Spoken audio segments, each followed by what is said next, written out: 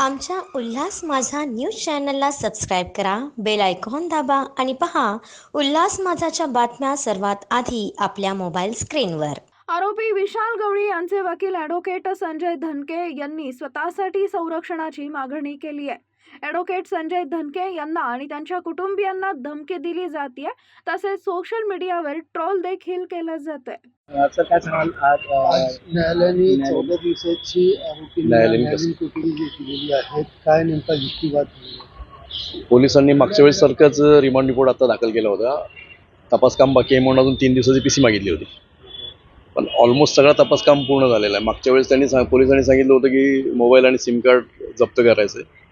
त्यांनी कुठे कचऱ्याच्या घाटात टाकलेलं आहे, पण ते नसताना त्यांनी दाभाडे नावाचं कोणीतरी एक इसम आहे त्याच्याकडे दिलेले आहेत. तर तपासामध्ये त्यांनी सांगितलं की मी तिथे टाकलेलं नाही आहे, त्या माणसाला दिलेलं आहे. तर त्याला आता रिकव्हरी करणार त्याच्याकडलं. त्याला बोलवलेलं, तो येणार, मोबाईल आणि सिम कार्ड ते देणार आहे. म्हणजे कालच्यापासनं परवाच्या पीसी सांगत होते ते सगळं मोगम होतं, पण ते आज कोर्टात सिद्ध झालं आणि त्याच्यामुळे कोर्टाने MCR देऊन टाकला त्याला, म्हणजे मॅजिस्ट्रेट कस्टडीला पाठवलं. तपास पूर्ण झाला म्हणून 18 तारखेपर्यंत त्याला मॅजिस्ट्रेट कस्टडी दिलेली कोर्टाने.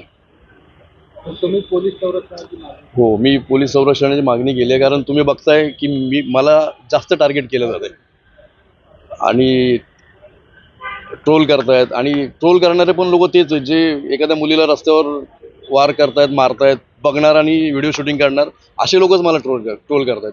जे कर्तव्यदक्ष आहेत ते ट्रोल नाही करत आहेत. जे बघतायत की मुलीला मारतायत, वार होत आहेत, अशा लोकांकडनंच मी ट्रोल होतो. त्याच्यामुळे त्यांना मला त्याची काही परवा नाही. करतायत ते प्रत्येकाने आपल्या आपल्या हिशोबाने चालू आहे ते, पण ट्रोल करतायत. ह्या सगळ्या गोष्टीमुळे मी NC पण केली होती एकदा अखिलेश शुक्लामध्ये. त्या अनुषंगाने मी कोर्टाला अर्ज करून पोलीस प्रोटेक्शन मागितलेले. आता कोर्टाने अर्ज मंजूर केला नाही केला तर कळेल थोड्या दिवस. हो, मान्य केली नाही अजून. ते पोलिसांना सेसाठी बोलवले त्यांनी. पोलीस सांगतील सगळं, मग त्याच्यात होईल डिसाईड काय तरी. पण धमकी देते तुम्हाला आणि काय असं नावासकट तर काय आपण सांगू शकत नाही ना. मग मी NC तशी दिली असती ना, तक्रार दाखल केली असती.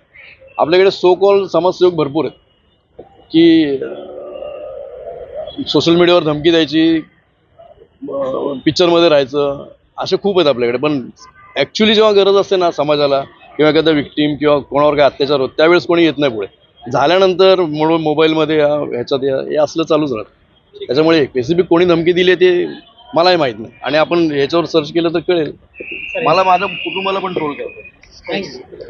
आमच्या उल्हास माझा न्यूज चॅनलला सबस्क्राईब करा, बेल आयकॉन दाबा आणि पहा उल्हास माझाच्या बातम्या सर्वात आधी आपल्या मोबाईल स्क्रीनवर.